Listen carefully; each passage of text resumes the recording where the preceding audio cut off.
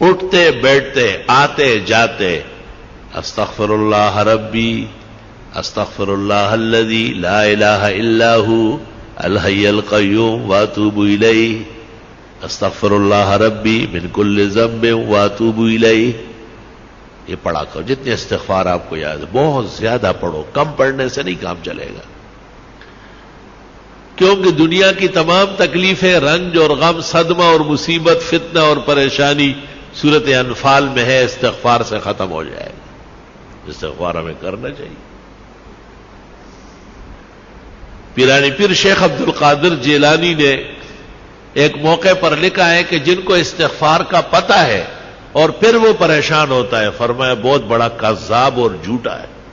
یہ تو خدا کا فیصلہ ہے کہ آپ استغفار کریں، میں پریشانیاں دور کروں.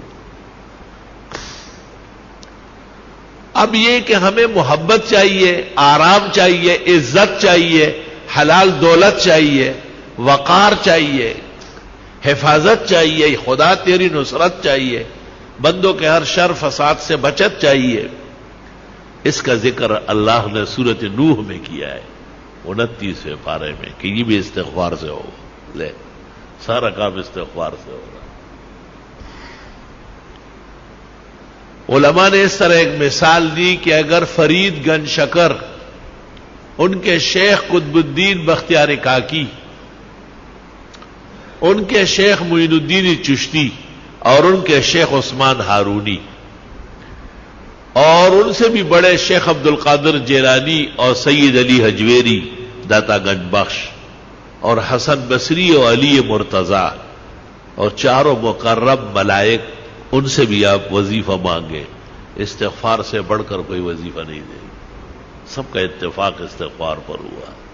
استغفر اللہ ربی من کل ذنب واتوب الیہ استغفر اللہ الذی لا الہ الا هو الحی القیوم واتوب الیہ. اب ایک آدمی استغفار کر رہا ہے اور وہ فائدہ محسوس نہیں کرتا تو قرآن تو سچا ہے، ہمارا ایمان ہے، اس میں کوئی کمی ہے نا.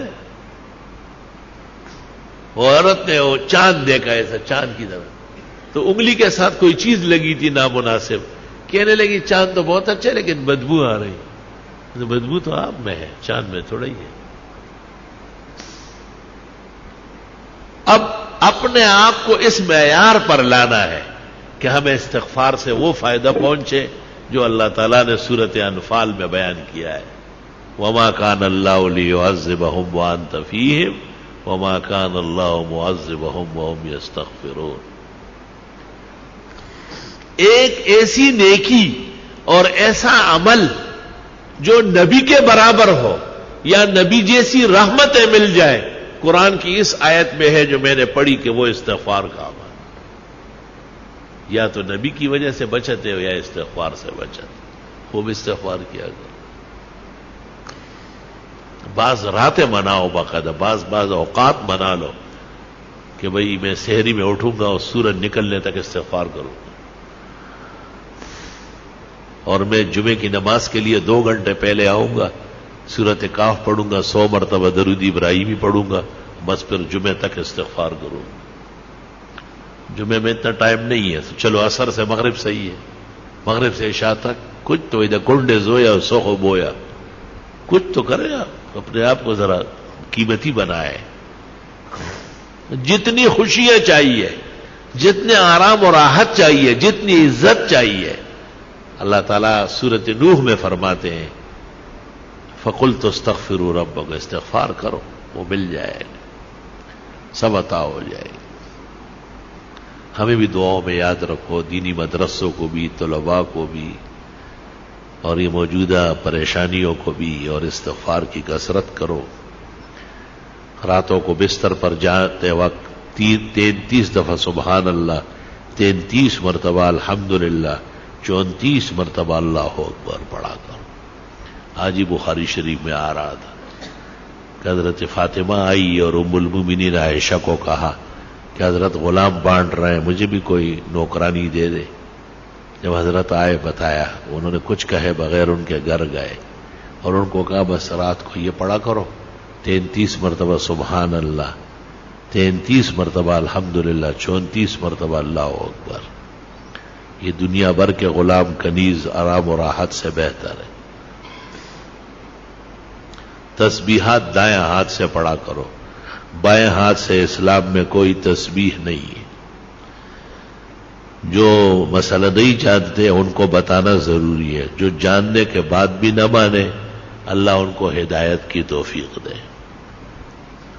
آپ کا کام اور ہمارا کام خیر آگے بڑھانا ہے، خیر منوانا ہماری ذمہ داری نہیں ہے. اللہ نے نبی کو کہا ہے انما علیک البلاغ وعلینا الحساب، آپ پہنچائیں، حساب میں خود کروں. تسبیحات جس طرح نمازوں کے بعد ہے اس سے زیادہ ضروری رات کو سوتے وقت ہے. بہتر ہے کہ باوضو ہو، بہتر ہے کہ پاک کپڑے پاک جسم ہو، بہتر ہے کہ بستر بھی صاف ستھرا پاک ہو، سفید پاک چادر بچھاؤ اس پر. بستر پر آنے کے بعد اگر کوئی حرج نہیں ہے، گرانی نہیں ہے، تو سورۃ الف لام میم سجدہ ایک بار اور سورۃ ملک ایک بار ہر رات کو پڑھنا سنت طریقہ ہے. قیامت کے دن شفاعت آسانی سے نصیب ہو جائے گی. قیامت کے دن کی تپش نہیں دیکھے گا، محسوس بھی نہیں کرے گا. لوگوں سے پوچھے گا کہ وہ قیامت کہاں ہے، وہ تکلیف کدھر ہے. فرشتے کہیں گے چل چل الف لام میم سجدہ اور سورہ ملک جو پڑھتے ہیں ان کو نہ قبر میں عذاب ہوتا ہے نہ میدان حشر میں ہوتا ہے. یا رب تیری کتنی عنایات و احسانات. اورنگزیب عالمگیر نے جو قرآن شریف لکھا ہے تو الف لام میم سجدہ اس پر بھی لکھ دیا 21 پارے میں کہ رات کو سوتے وقت الف لام میم سجدہ اور ملک پڑھا کرو. پھر 29 پارے میں جب سورۃ ملک آئی پھر لکھنے لگا تو کاتبان جو بیٹھے تھے انہوں نے کہا حضرت یہ لکھ چکے ہیں وہاں. کہا آرام سے رہو، وہ الف لام میم سجدے پر لکھا، یہ سورۃ ملک پر لکھا. اور حدیث شریف لکھنے کے بعد لکھ فرمایا بس اورنگزیب کا یہی مقصد تھا کہ یہ لکھا ہوا قیامت تک رہ جائے، شاید کوئی عمل کر کے اور مجھے بھی قبر کے عذاب سے اور جہنم کے تپش سے اور قیامت کی پریشانی سے اللہ تعالیٰ نے نجات نصیب فرمائے. الحمدللہ رب العالمین. اللہم صلی وسلم علی النبی وعلی آلہ واصحابہ